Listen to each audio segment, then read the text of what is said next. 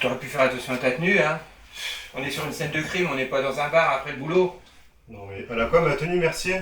Je suis arrivé en retard et je suis parti en vitesse.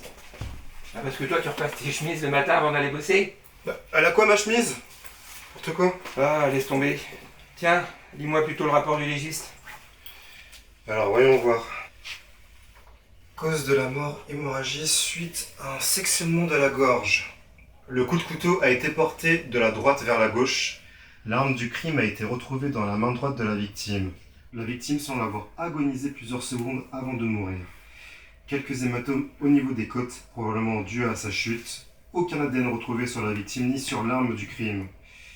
Le légiste pense à un suicide.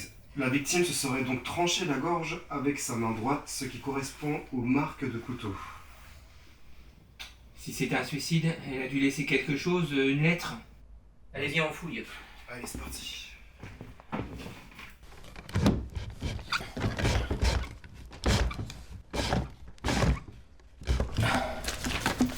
Eh, merci. Oui. Vous trouvez pas ça bizarre cette histoire de suicide? Ah, mais y a rien qui me semble quoi que ce soit. Je m'en tiens au fait, j'ai confiance dans mes collègues. Si c'est un suicide, bah c'est un suicide. D'accord, je sais bien, mais c'est quand même bizarre cette histoire. Un suicide, ok. Mais... on se suicide pas comme ça, quoi. Se trancher la gorge, surtout venant d'une femme. Ah, bon écoute, si tu veux bosser dans la criminelle, il va falloir que t'apprennes à la fermer et à écouter les gens dont c'est le métier. On est là pour confirmer les hypothèses, pas les remettre en question. Le légiste a dit que c'était probablement un suicide, alors c'est probablement un suicide. Point. Ouais, je sais bien, je dis juste que c'est bizarre quand même de se tuer comme ça, surtout venant d'une femme. Dans la plupart des suicides, la personne se tue sereinement, dans le calme, pour mettre fin à sa douleur. Même chez les hommes, tiens. La mort est plus violente, mais elle reste plus rapide et sans douleur possible. Tu veux pas m'apprendre quelque chose? Enfin bref. Dans tous les cas, je continue de penser que c'est bizarre. Tu te suicides pas comme ça. Et puis merde, quoi, c'est une femme. Elle avait aucun antécédent médicaux. Alors pourquoi vouloir se suicider? Surtout qu'elle avait aucun gros problème.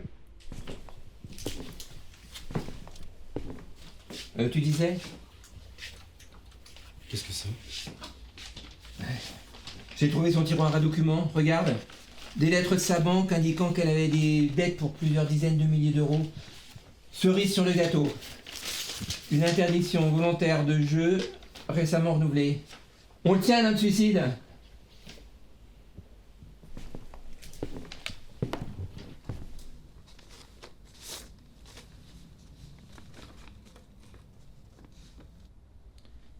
Eh merde. Y a quoi?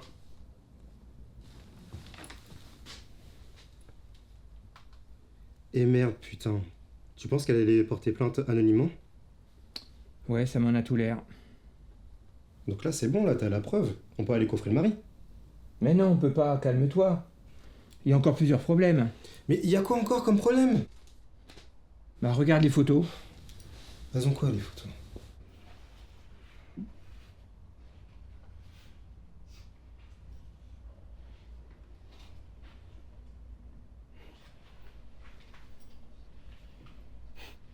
Tout ce que je vois, c'est que c'est un mari qui est mégalo, c'est tout. Le mari est droitier. Et Et le coup de couteau était donné de droite à gauche, tu disais. Donc si c'est elle qui tenait le couteau, elle l'a fait de la main droite. Si c'est quelqu'un d'autre, il l'a fait de la main gauche. bah ça, c'est juste que c'est le mari qui a voulu brouiller les pistes, c'est tout. À l'inverse du suicide, un féminicide, c'est la quasi-totalité du temps un accident. Enfin, avec des guillemets, hein. Le mari bat pas sa femme pour la tuer. Et donc la tuer, sans laisser de traces d'ADN, en inversant volontairement les mains pour brouiller les pistes, ah, j'y crois pas du tout. Ça pourrait être tout à fait elle qui se soit suicidée pour échapper à tout ça. Il y a quelque chose qui est louche. Pourquoi elle est portée plainte si c'est pour se suicider ensuite? Ça va pas? Bah écoute, je sais pas. Non mais merci, écoute-moi. Depuis tout à l'heure, je te le dis. C'est le mari. C'est le mari qui a tué sa femme. C'est lui qui l'a tuée.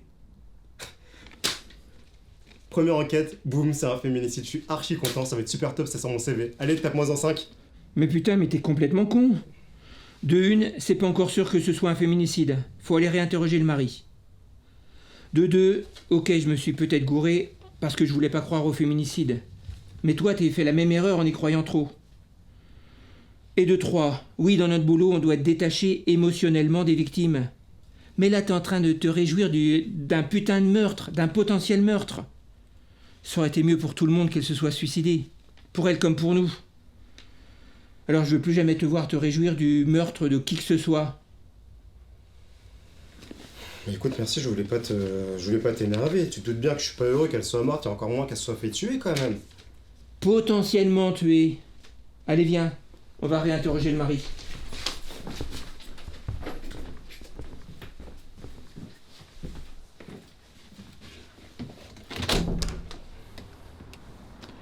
C'était pas mal pour une première. Ouais.